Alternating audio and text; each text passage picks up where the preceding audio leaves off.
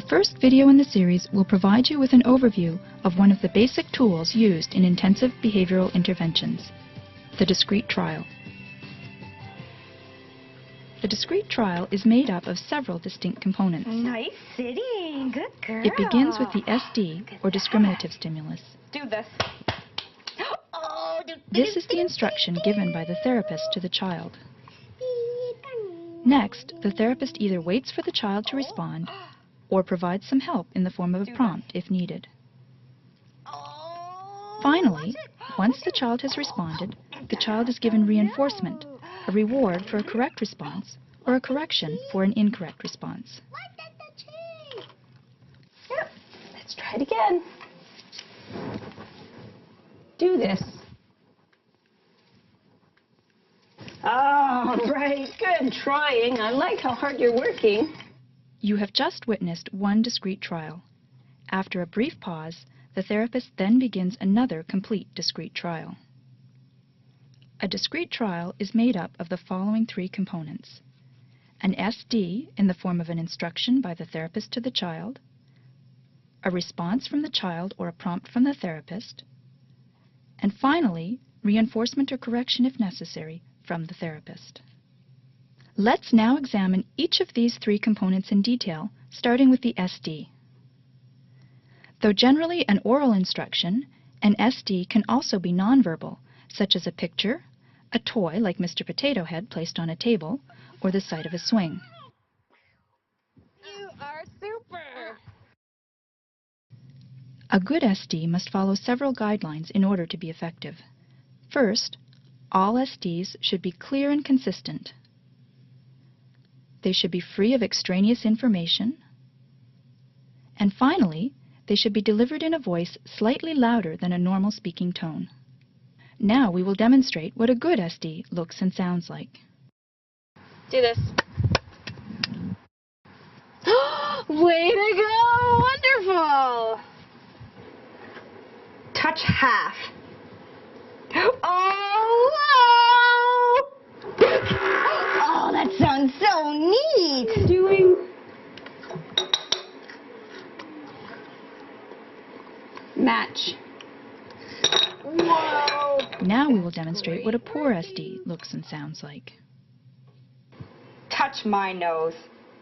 Whoa! Put one up for me. Where's my nose? That's right! Wow! Find my nose.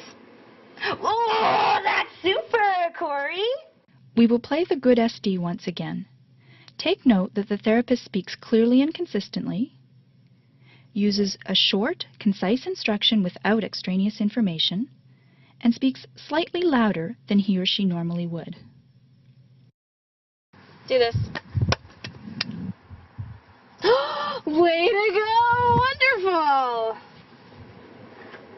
Touch half. Oh, wow! Oh, that sounds so neat!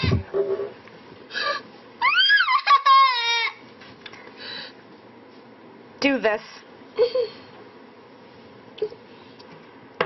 Good girl! Do this.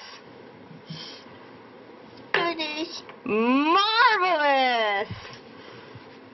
Do this. Do this. That's right, Corey! Do this. Do this. Wonderful! Do this. Do this. Oh, amazing! Let's go play! Now that we have covered the basics of delivering a good SD, we will move on to the next step in discrete trials, prompting or waiting for a response. When first beginning to teach a new task, the therapist should immediately prompt after giving the SD. 1. A prompt is some form of assistance to help ensure that the child responds correctly. This teaches the child how he or she should respond to the SD.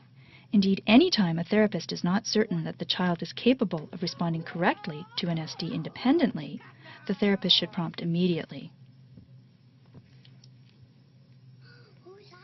The next step is the gradual removal of the prompt.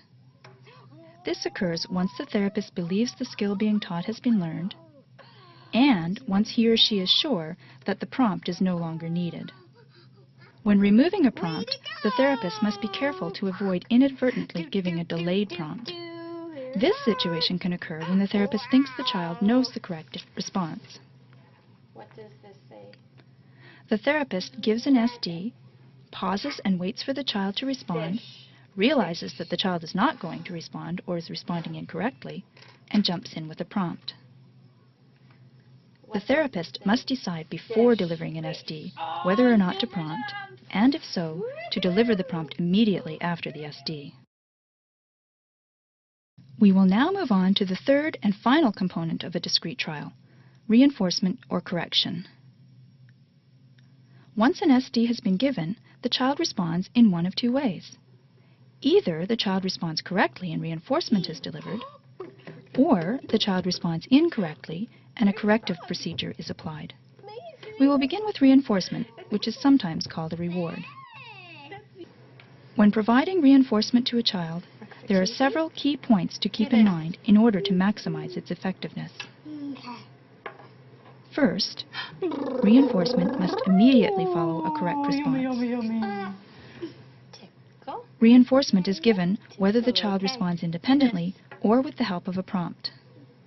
The second principle of reinforcement is that it should be enthusiastic and involved. If you are excited and enthusiastic when delivering the reward, the child will enjoy the reinforcement more, and that will lead to better learning. Lastly, reinforcement should be varied. If the same stale rewards are used all the time, they will lose their effectiveness.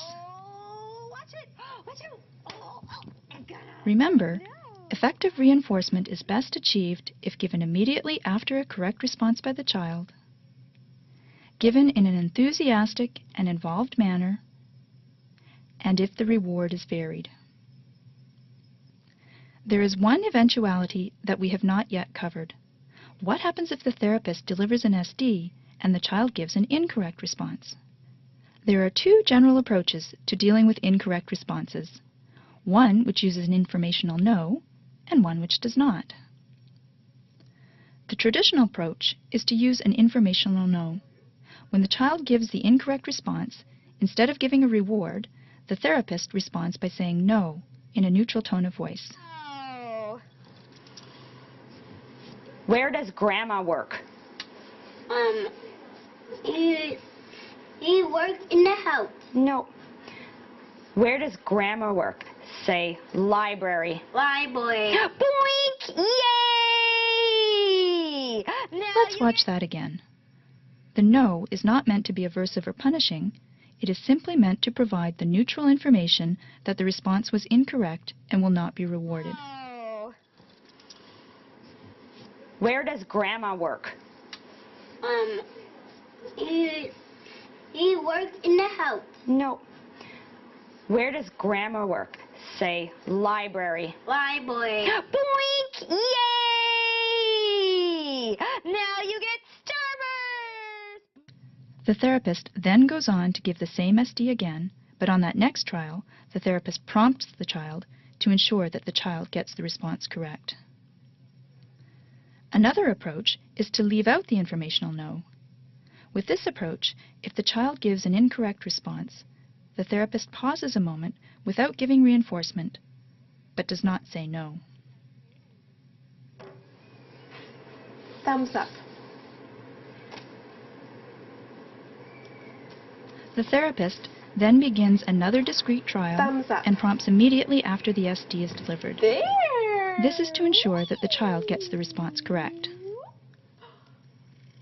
Let's watch the errorless learning correction one more time.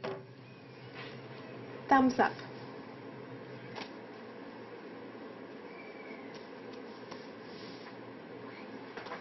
Thumbs up. There.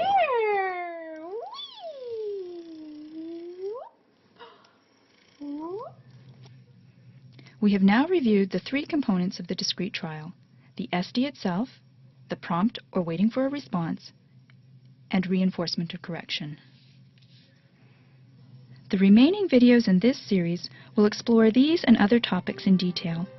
We hope that you have benefited from this video and that you will continue to learn as you work your way through the series.